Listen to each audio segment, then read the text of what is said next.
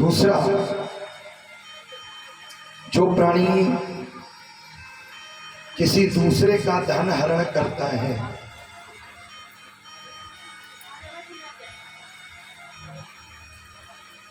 दूसरे का धन हरण करता है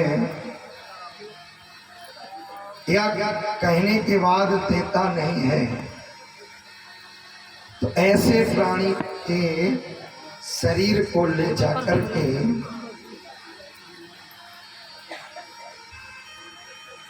रेतीली भूमि में पैदल उसको जलाते हैं।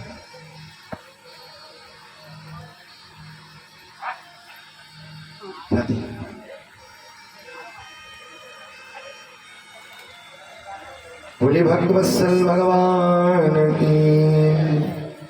और तेरी रहे मनों का दरिया सरेआम चल रहा है।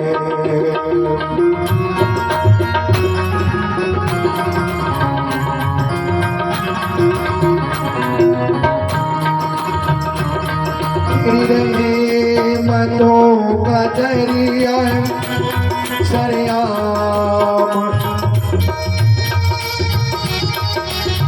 रहे मुद्दों का दरिया सरिया चल रहा है। मान लो, बन जाए तो बन। तेरी रहमतों का दरिया सरिया चल रहा है। तेरी रहमतों का दरिया सरिया चल रहा है। मुझे भीख मिल रही है, मुझे भीख मिल रही है, मेरा काम चल रहा है। मुझे भीख मिल रही है, मेरा काम चल रहा है।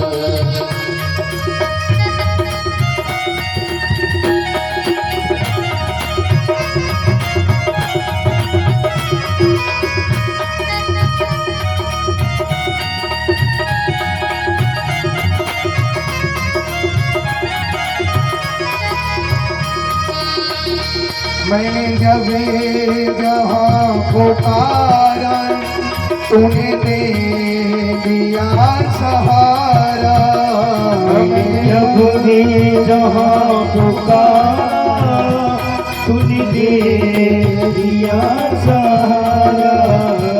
मैंने जब जहाँ पुकारा तूने दे दिया सहारा। तूने दे दिया सहारा, तूने दे दिया सहारा, तूने दे दिया सहारा, तूने दे दिया सहारा। तेरे नाम के सहारे, तेरे नाम के सहारे मेरा नाम चल रहा है।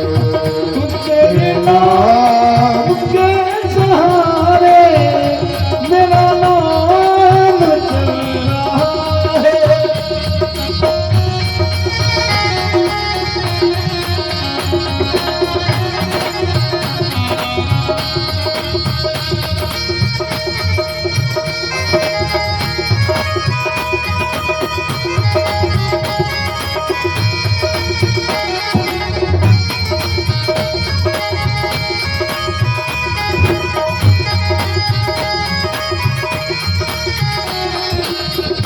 तेरे नाम के सहारे मेरा नाम चल रहा है। तेरे नाम के सहारे मेरा नाम चल रहा है। तो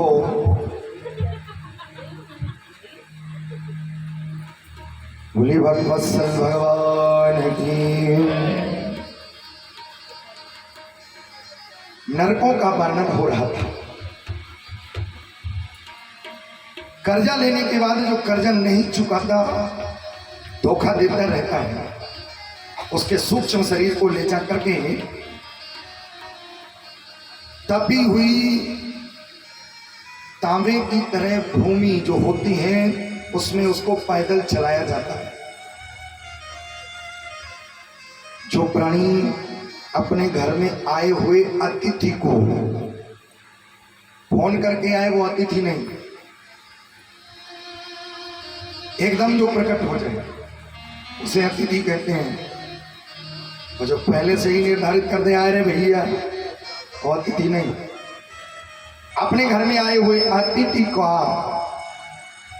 सत्कार नहीं करता, उसको आंखों से घूरता है, तो ऐसा लिखा है उसको कुंभी पाक नामक नरक में ले जाकर के जो लोहे की सलाई अग्नि में गर्म करी जाती है और वो सलाई जो है, सलाई से जो अतिथि को घूरते हैं, सलाई से उनकी आंखों को फोड़ा जाता है। राजा परीक्षित ने 2-3 नरकों का ही वर्णन सुन पाया। महाराज बंद करो, इतना खतरनाक। सुखदेव जी बोले ये जो नरक है ये क्या है पता है? बोले बताओ। कि ये बताया है जैसे कपड़ा कम गंदा हो तो कहाँ धोया जाता है परीक्षित जी? घर पे। और ज्यादा गंदा हो जाए तो ड्राई क्लीनर पे डाल दो, हैं? और ड्राई क्लीनर पे कपड़ा की जैसी धुलाई होती है तो भगवान ही मालिक। तो ये जो है नरक है ये धोबी घाट है।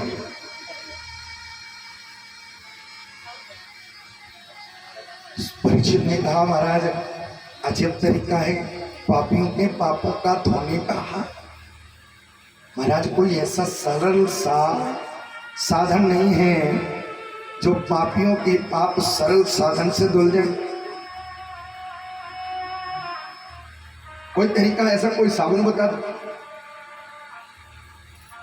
सुखदेव जी कहने लगे एक तरीका है, अगर वो साबुन तुमने लगा लिया तो दाग ढूंढते रह जाओ। अच्छा महाराज कौन सा? बोले सुनो। अरे राम नाम के साबुन से जो मन का मैल छुड़ाएगा, निर्मल मन के दर्पण में वो राम का दर्शन पाएगा।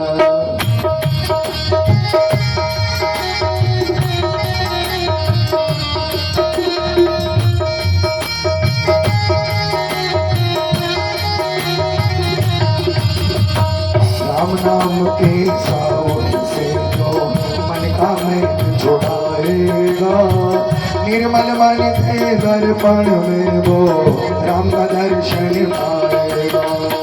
निर्मल मन के दर्पण में वो राम का दर्शन पाएगा। निर्मल मन के दर्पण में वो राम का दर्शन पाएगा। निर्मल मन के दर्पण में वो राम का दर्शन पाएगा।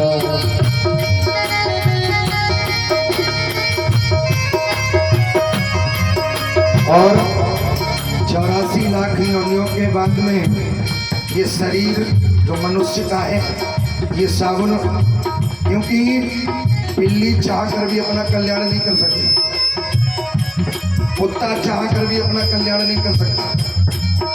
एक बात और बता दें, सांप अगर किसी को काट ले तो गीता ये कहती है सांप को पाप नहीं लगता है। कुत्ता अगर किसी को काट ले तो कुत्ता को पाप नहीं है, लेकिन मनुष्य ने कुत्ते को डंडा मार दिया, कुत्ता मर गया तो मनुष्य को पाप लगेगा। क्यों? क्योंकि जितनी भी अन्य योनियां हैं उनमें बुद्धि नहीं, ज्ञान नहीं है, केवल इस मनुष्य शरीर में ही व्यक्ति को ज्ञान है। जैसे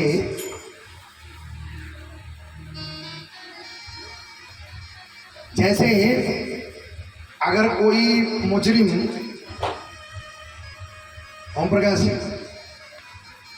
वकील से अपना केस लड़ने के लिए कहता है, और कभी कभी मुलजिम खुद कहता है कि हम अपना केस खुद लड़ लेंगे। अगर कोई उल्टा सीधा शब्द वकील निकाल दे तो वकील के लिए दंड है, लेकिन मुलजिम के लिए दंड नहीं है, क्योंकि वकील को कानून पढ़ाया गया है और मुलजिम कानून से अनभिज्ञ है। उसी प्रकार जितनी भी योनियां हैं उनके अंदर ज्ञान नहीं है, केवल मनुष्य शरीर में ही ज्ञान है। इसलिए ज्ञान होने के बाद में अगर आप पाप करते हो तो पाप लगता है। निर्मल मन के दर्पण में वो राम का दर्शन पाएगा, के दर्पण में वो राम का दर्शन पाएगा। निर्मल मन के दर्पण में वो राम का दर्शन पाएगा। नर शरीर अनमोल रे प्राणी प्रभु कृपा से पाया है। प्रभु कृपा से पाया है। नर शरीर अनमोल रे प्राणी प्रभु कृपा से पाया है। शरीर अनमोल प्राणी प्रभु कृपा से पाया है। धोखे जग प्रपंच में पढ़कर क्यों प्रभु को बिसराया है, क्यों प्रभु को बिसराया है, क्यों प्रभु को बिसराया है। समय हाथ से निकल गया तो एक बार मनुष्य शरीर अगर मिलने के बाद आपने इसको मुक्ति की ओर नहीं बढ़ाया तो फिर 84 का घूम करके आओ। ऐसे सुन लीजिए, एक बार एक प्रांगण में एक नेताजी भाषण दे रहे थे, ओम प्रकाश सिंह नेताजी भाषण दे रहे थे।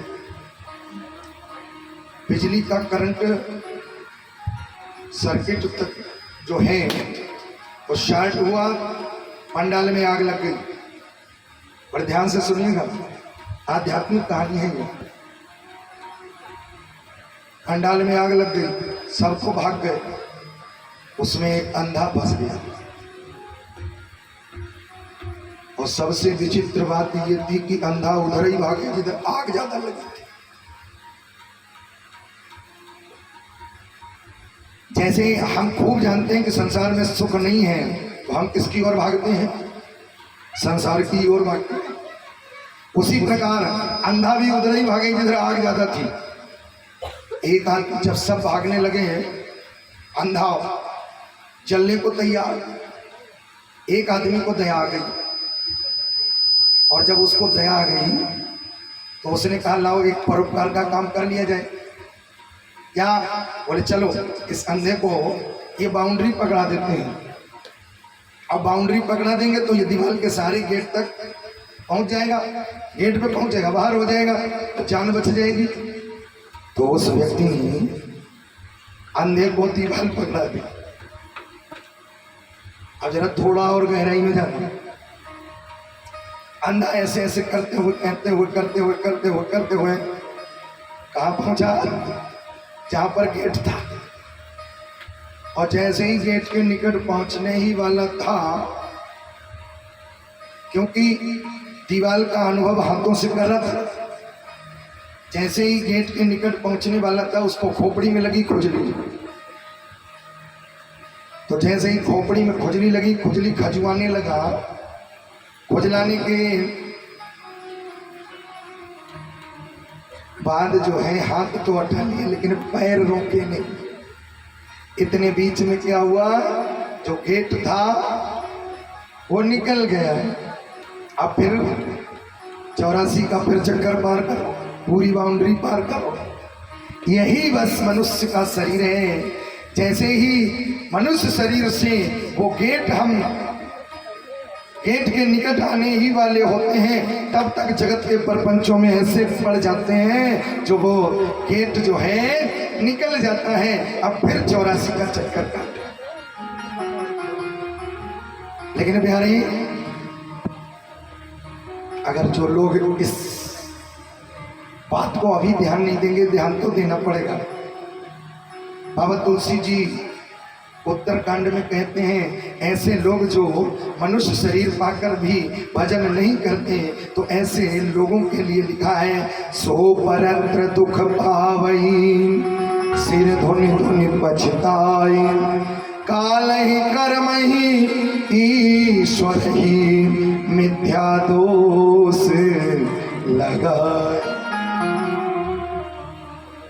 काम आप ठीक से नहीं कर रहे हो और दोष अपने कर्म को देते हो, दोष भगवान को देते हो। इसलिए व्यासपीठ ये कहती है, वक्त है, मनुष्य शरीर का मौका है, अपने इस मनुष्य शरीर को गवाओ नहीं, कुछ कर लो। हम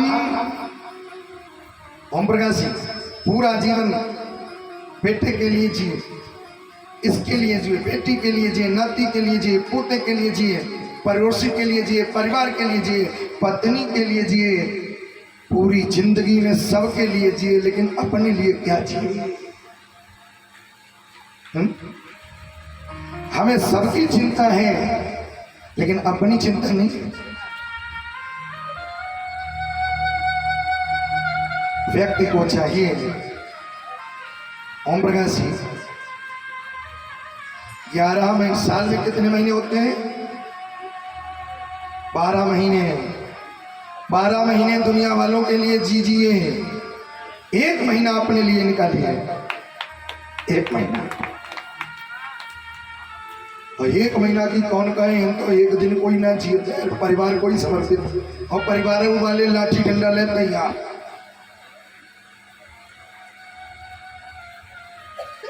सही आदमी व्यक्ति वही है जो समय रहते परिवार को भी देखता रहे। मनाही नहीं है, आए हो जगत में, लेकिन शास्त्र ये कहता है किस समय आपको अपनी जिम्मेदारी खत्म कर देनी चाहिए। आपका बेटा पढ़ा लिखा करके नौकरी के लायक नौकरी करने लगा, विवाह कर दिया, राम राम कर लो अगर भलाई चाहते हो। और ज्यादा अगर तब भी मालिकाना हक जताते रहोगे तो उठक बैठक फिर होना चालू हो जाएगी। हमारे यहाँ ओम प्रकाश जी 50 के बाद एक गिनती आती है, कौन सी गिनती है? 51। क्या इशारा होता है? अब वन जैसा जीवन जीना चालू करिए।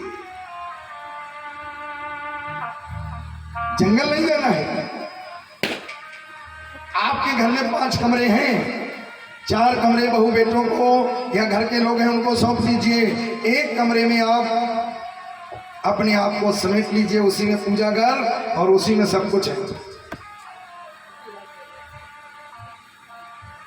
लेकिन कोई कोई तो चाहे 4 की 4 बहुएं आए जाए, पूरों को पूरो जो है मालिकाना दे वही ना चाहते।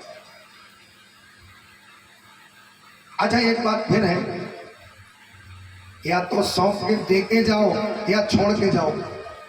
अच्छा छोड़ के जाना ही पड़ेगा तो दे के ही ना जाओ, क्यों भाई सुधाकर भैया? जब छोड़ के जाना ही है तो सौंप के जाओ, दे के जाओ। समझदारी है। हम लोग जबरदस्ती हमसे छुड़ाया जाता है।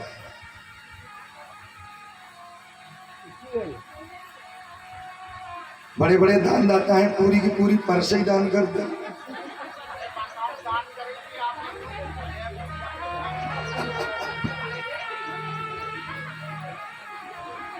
भाई मोहल्ले में बड़े बड़े दानी हैं।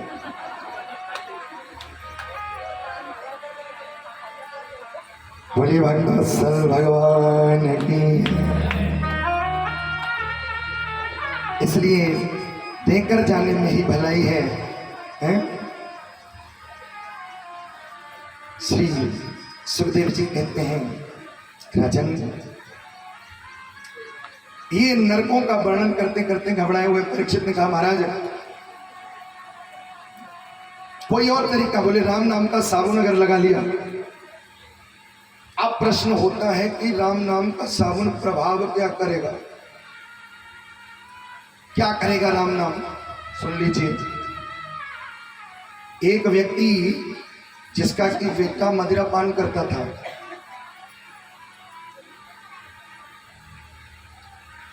बहुत कह के देख लिया, माता पिता ने बेटा छोड़ दो, बच्चा नहीं माना।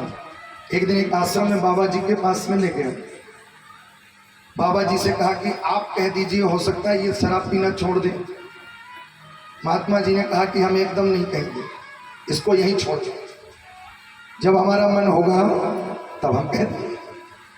छोड़ करके वो तो चला गया, लेकिन उसने शराब पीना उस आश्रम में भी नहीं बंद किया, महात्मा जी ने भी नहीं कहा। एक दिन महात्मा जी ने उस बच्चे को बुलाया, इधर आओ। ये नहीं कहा कि तुम शराब छोड़ दो, कहा क्या, बोले बेटा मेरे कहने से तुम एक बार राम कह दो। अच्छा, जो राक्षस प्रवृत्ति का होगा, एक बार राक्षसों से किसी भक्त ने कहा कि तुम भी बैठ के भजन करो। राक्षस बोले होए भजन नहीं तामस दिया, हम भजन नहीं कर सकते। बोले फिर क्या कर सकते हो? बोले गाली दे सकते। गाली बताओ कितनी भी दे दो। तुलसी बाबा कहते हैं, तुलसी मेरे राम को रीझ भजो या खीरी। क्या गोपियों ने भगवान को प्रेम से जपा, वही मुक्ति गोपियों को मिली। और कंस ने भय के कारण जपा। कहीं दाल में अगर काला काला जीरा भी देख ले तो एकदम वो देखो काला काला मुरली वाला आ गया। लोटे में पानी पीते पीते अगर काली परछाई भी दिख जाए, लोटा फेंक दे, ये काला काला मुरली वाला आ गया। तो कंस ने तो ऐसे जपा। तो ऐसे कहते लोग कहते हैं कि नहीं, हम प्रेम से नहीं जप पाएंगे। गालियां बताओ कितनी सुना। तो उस व्यक्ति ने महात्मा से कहा कि नहीं, हम राम नहीं कह पाएंगे। ओम प्रकाश सिंह, राक्षसों से भजन की उम्मीद।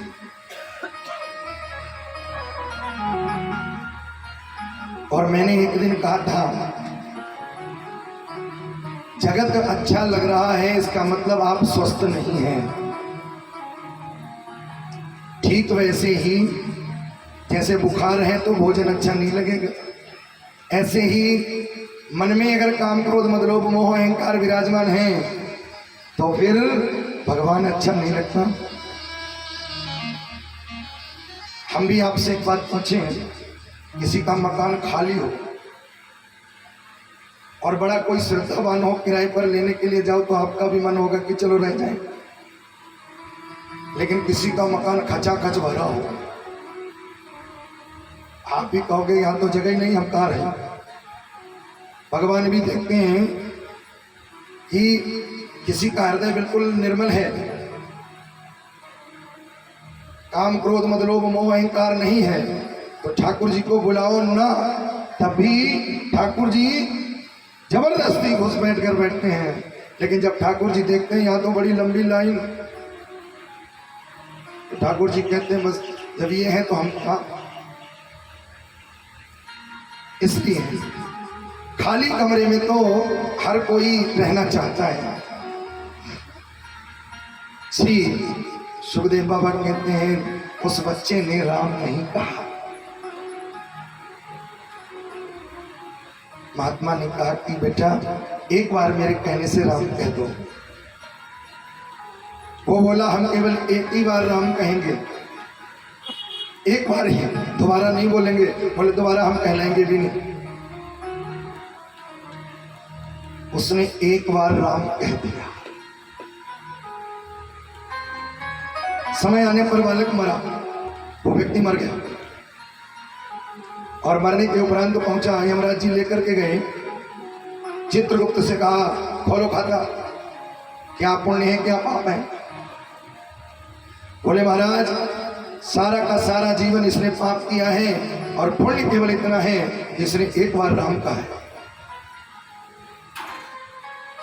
हेमराज ने कहा, चित्रगुप्त ये बताओ एक बार राम कहने का फल क्या थे? ये हम नहीं बता सकते, आप ही विचार करो। बोले चलो जाओ, हम भी नहीं बता सकते कि एक बार राम कहने का फल क्या थे। बोले ब्रह्मा जी से पूछते। उस जीवात्मा को लेकर के ब्रह्मा जी के पास में। ब्रह्मा जी बोले कैसे? बोले हम ये जीवात्मा लाए, इसने जीवन में पाप ही पाप किया है, एक पुण्य किया है, राम कहा है एक बार, तो एक बार राम कहने का फल क्या देते? ब्रह्मा जी ने कहा हम भी नहीं बता सकते। शंकर जी के पास चलो, तुम पुण्य राम राम दिन रात, शंकर जी तो दिन रात राम राम ही रटते हैं, तो चलो शंकर जी से पूछे। चल शंकर जी के पास में गए, शंकर जी ने से पूछा। शंकर जी ने कहा कि एक बार राम कहने का फल हम भी नहीं बता सकते।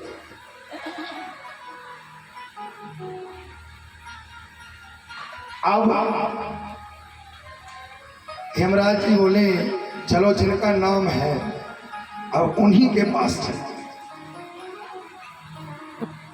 लेकर के गए और राम जी से पूछा, इस व्यक्ति ने जीवन भर पाप किया है, अब आप बताओ एक बार राम कहने का फल क्या दे दें? ओम प्रकाश जी। तो राम जी ने कहा अब भी हमें अपने नाम का फल बताना पड़ेगा, तुम इसको लेकर के बैकुंठ तक आ गए हो, फल बताना बाकी है। तो राम नाम के सावन से जो मन का मैल छुड़ाएगा, निर्मल मन के दर्पण में वो राम का दर्शन पाएगा। निर्मल मन के दर्पण में वो राम का दर्शन पाएगा।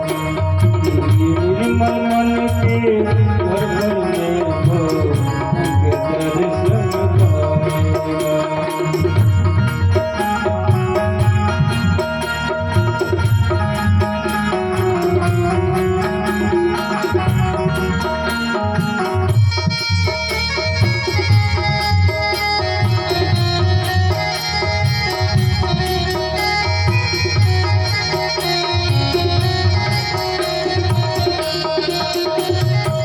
नर शरीर अनमोल रे प्राणी, प्रभु कृपा से पाया है।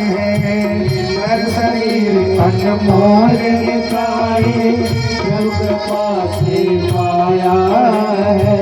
रूपे जग प्रपंच में पढ़कर क्यों प्रभु को विसराया है।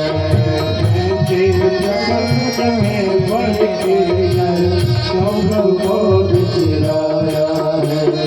समय हाथ से निकल गया तो, समय हाथ से निकल गया तो सिर धुन धुन पछताएगा। निर्मल मन के दर्पण में वो राम का दर्शन पाएगा। निर्मल मन के दर्पण में वो राम का दर्शन पाएगा। निर्मल मन के दर्पण में वो राम का दर्शन। राजा परीक्षित ने कहा, महाराज आप कह रहे हो कि राम नाम के साबुन से पाप धुल जाते हैं,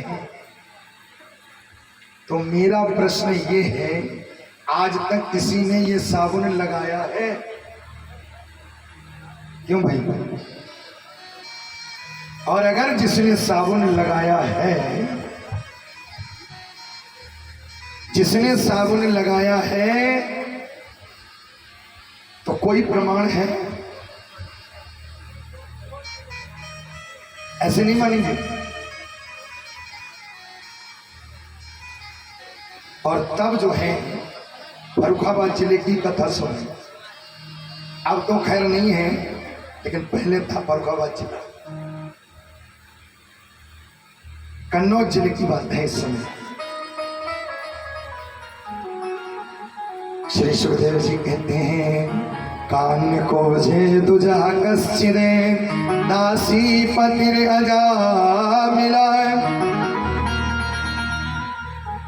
कन्नौज में एक ब्राह्मण रहता था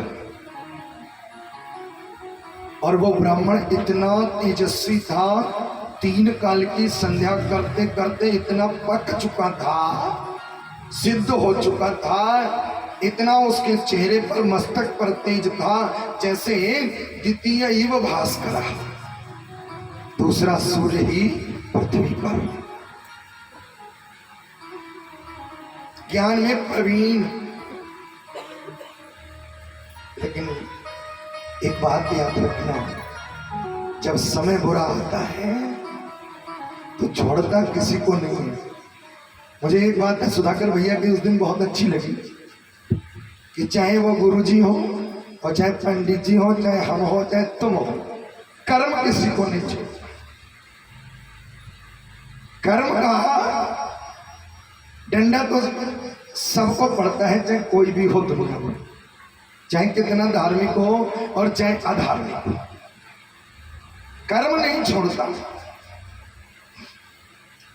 ये ब्राह्मण 3 काल की संध्या करने वाला था,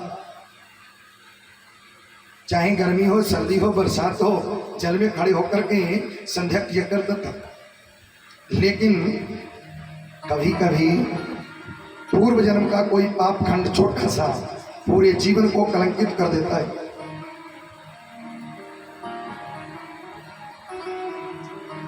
एक दिन ये नित्य यज्ञ किया करता था, अग्निहोत्र किया करता था। एक दिन ये उस यज्ञ के करने के लिए लकड़ियां लेने के लिए चलता था। आज भी गया, लेकिन पुराना कोई प्रारब्ध उदय हो गया। गया तो भले काम से था, वहां एक वैश्या से संसर्ग हो गया और मति खराब हो गई, तो उसी वैश्या को लाकर के घर में रख लिया।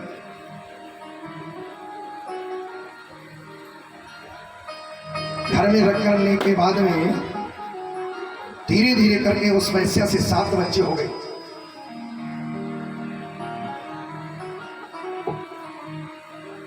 लेकिन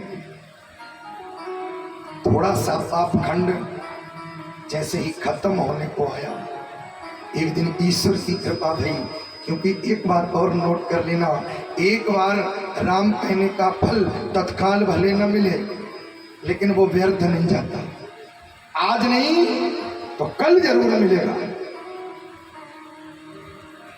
तपस्या प्रवीण थी, प्रबल थी। संकट के दिन जाने वाले थे। एक दिन की घटना सुनिए आप।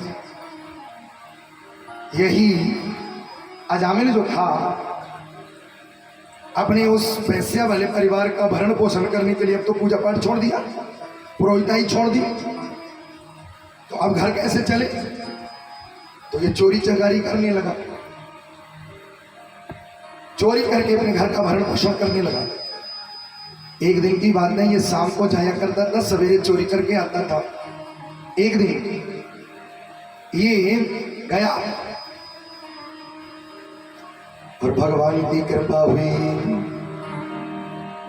कई महात्मा जो थे, ये मत सोचना भगवान जब कृपा करेगा तो मुकुट लगा करके आपके दरवाजे पर आएगा। याद रखना, भगवान जब कृपा करेगा तो कोई न कोई व्यक्ति के बहाने आपका काम बना जाएगा। मुझसे ही कई लोग कहते हैं, महाराज जिस समय मकान की नींव भरवाई 1 लाख रुपया था, आजकल 1 लाख रुपए में क्या होता है भैया? कुछ भी तो नहीं, नींव भर जाए वही बहुत। लेकिन ठाकुर जी से अर्जी लगाई, एक आदमी आया। अब देखो कैसे आया, बोला महाराज ये हमारे 10 लाख रुपए हैं, आप रख लो, जब हमें जरूरत होगी तब हम उठा लेंगे। लो, तो कहा कि महाराज हमने उससे कहा कि हम हमें अभी नहीं दे पाएंगे, तो जब आपकी इच्छा हो तब दे देना। मकान भी मिल गया, ठाकुर की कृपा भी हो गई। तो ये जरूरी नहीं है कि ठाकुर मुकुट लगा करके ही आए। आपका काम बिगड़े नहीं, बनता ही चला जाए, समझ लेना ठाकुर मेहरबान है। अदृश्य रूप में आपका कार्य हो रहा है, कभी दृश्य से करता है, कभी अदृश्य से करता है। आज महात्मा पधारे हैं और महात्मा आज इसी के दरवाजे पर आ गए हैं। देखिए, गांव में, शहर में घर अनेक थे, लेकिन कुंडी किसकी बजी? जिसका भाग्य उदय होना होता है। महात्मा ने उसी अजामिल का दरवाजा खटखटाया और खटखटाने के बाद दरवाजा खोला गया। अंदर से वही वैसे निकल करके आई, संतों को प्रणाम किया है। कभी कभी बुरा व्यक्ति भी अच्छाई करता है, कभी कभी अच्छा व्यक्ति भी राम राम नहीं करता है। इन बाबा को राम राम करें, थोड़ा सा पैसा मिल गो तो फिर शिष्टाचार वे धरे हैं।